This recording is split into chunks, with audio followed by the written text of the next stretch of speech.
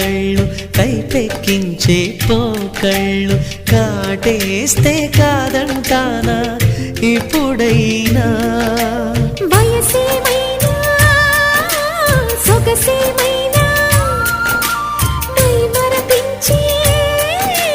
మనసేమైనా నవ్వు నవరాత్రి నీ కోసం తీసుకువస్తున్నా మైనా ఏమైనావే మన్మథ మాసం అయినా ఎంతైనా ఇది మెత్తని మోసం